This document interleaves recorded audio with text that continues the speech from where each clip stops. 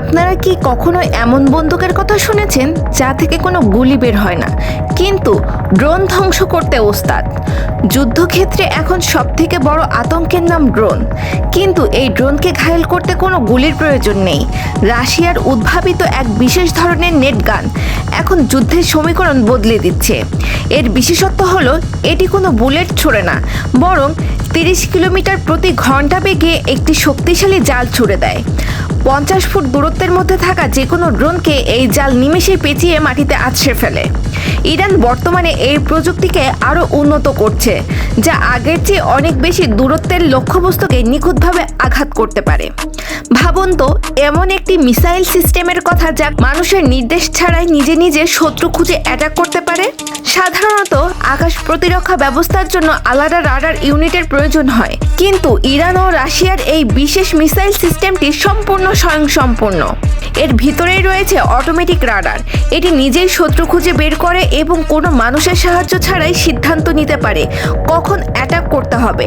2600 kilometre প্রতি ঘন্টায়ও বেশি গতিসম্পন্ন এই মিসাইলগুলো ড্রোন, যুদ্ধবিমান, এমনকি অত্যাধুনিক হেলিকপ্টারকেও ধুলোয় মিশিয়ে দিতে সক্ষম। পাহাড়ের আড়ালে বা গুরুত্বপূর্ণ স্থাপনায় এটি ইরানের এক অদৃশ্য ঢাল হিসেবে কাজ করে। রাডার বিমান মানেই তো উপরে একটা বিশাল ঘুরতে থাকা ডিস্ক, তাই না? কিন্তু ইরান এমন একটা বিমান ব্যবহার করেছে যাতে কোনো ডিস্কই নেই। আকাশে ভাসমান রাডার বলতে আমরা উপরে একটি বিশাল ঘূর্ণায়মান ডিস্ক বা চাকতি দেখি, কিন্তু এই নতুন প্রজন্মের রাডার বিমানটি একদম আলাদা। এতে কোনো দৃশ্যমান ঘূর্ণায়মান অংশ নেই, অথচ এর সক্ষমতা সাধারণ রাডার প্লেনের চেয়ে কয়েক গুণ বেশি। 1000 কিলোমিটার দূরত্বের যে কোনো সূক্ষ্ম সিগন্যাল বা শত্রু স্যাটেলাইট কমিউনিকেশন এটি ডিকোড করতে সক্ষম। বিমানের ভেতরে 15 জনের বেশি দক্ষ ক্রু সর্বক্ষণিক কাজ করে। মাটি থেকে কয়েক কিলোমিটার উপরে ওড়ার কারণে সাধারণ রাডারে একে ধরা প্রায় অসম্ভব। ইরানের আকাশে রহস্যময় এই বিমানের উপস্থিতি আন্তর্জাতিক মহলে বেশ কৌতূহল সৃষ্টি করেছে। দেখতে ছোটখাটো হেলিকপ্টারের মতো হলেও এটি আসলে একজন দক্ষ সৈনিকের চেয়েও বেশি কাজ করতে পারে। দেখতে ছোটখাটো হেলিকপ্টারের মতো মনে হলেও এটি আসলে একটি বহুমুখী ড্রোন। রণক্ষেত্রে আহত সৈনিকদের দ্রুত উদ্ধার করা বা দুর্গম স্থানে 400 কেজির বেশি ওজনের রসদ পৌঁছে দেওয়ার জন্য এটি একটি অপ্রতিদ্বন্দ্বী বাহন। এর গতিবেগ ঘন্টায় 300 কিলোমিটার। তবে শুধু মালামাল বহন নয়, এর কিছু ভার্সন 6 থেকে 8টি মরণঘাতী মিসাইল বহন করতে পারে, যা একে আকাশপথের এক ছোটখাটো দানবে পরিণত করেছে। যেখানে কোনো সৈন্য নেই সেখানেও শত্রুরা ঢুকতে ভয় পায়। কিন্তু কিভাবে? যেসব সীমান্ত বা পাহাড়ি অঞ্চলে সৈন্য মোতায়েন করা কঠিন, সেখানে ইরান ব্যবহার করে এই স্বয়ংক্রিয় মিসাইল সিস্টেম।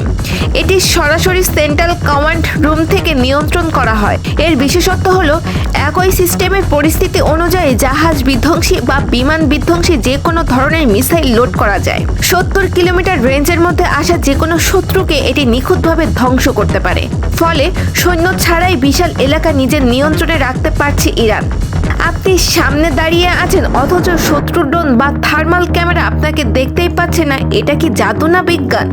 আধুনিক যুদ্ধে থার্মাল ক্যামেরা বা স্যাটেলাইটের চোখকে ফাঁকি দেওয়া প্রায় অসম্ভব, কিন্তু ইরানের হাতে রয়েছে এমন এক জাদুকারী থার্মাল প্রুফ কাপড়, যা পরলে একজন সৈন্য পুরোপুরি অদৃশ্য হয়ে যায় থার্মাল ডিটেক্টরের কাছে।